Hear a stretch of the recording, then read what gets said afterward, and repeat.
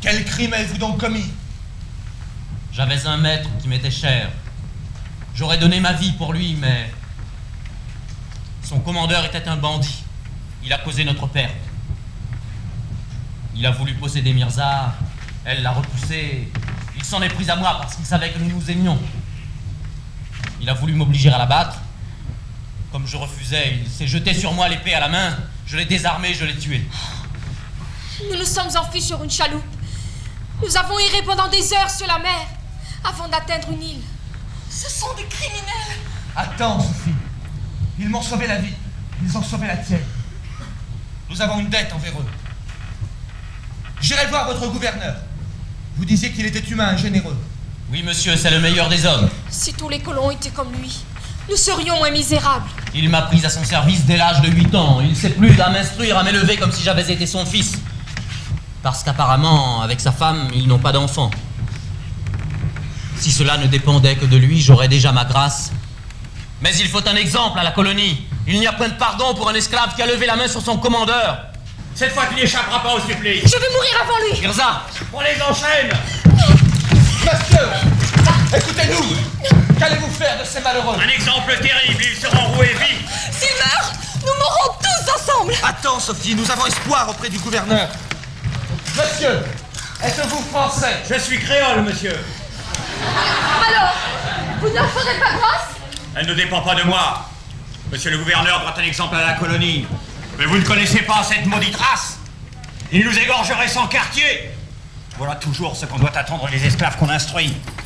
Ils sont nés pour être sauvages et domptés comme des animaux. Cette pièce a été l'objet d'une querelle lorsqu'elle est sortie en décembre 89 au Théâtre National à Paris. C'était la première fois que qu'on traitait de l'esclavage en tant que tel, là, sur une scène prestigieuse comme celle du Théâtre National, qui était la Comédie Française à l'époque.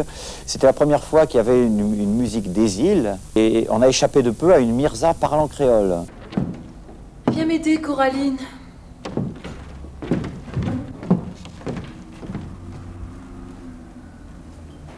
Comme je suis lasse aujourd'hui, j'ai bien du chagrin. Zamor et Mirza sont bien à plaindre. Tu les aimais, n'est-ce pas? Mon époux est sorti pour cette malheureuse affaire. Il fait le tour des habitations. Depuis cette catastrophe, la révolte règne dans l'esprit de nos esclaves. Tous soutiennent que Zamor est innocent et qu'il n'a tué l'intendant que parce qu'il s'y est vu forcé. Les colons se sont réunis pour demander sa mort. Peut-être que ce cruel exemple est nécessaire. Mais je sais que dans le fond de son cœur, mon mari lui fait grâce. Mais il a rendu son jugement, ainsi que celui de la pauvre Mirza qui périra avec lui. Je la plains d'autant plus qu'elle n'avait de sa nature que la simplicité et la grâce. Elle était bonne, douce. Parmi nos esclaves, c'était ce que nous avions de mieux. Et vous nous traitez avec tant d'attention.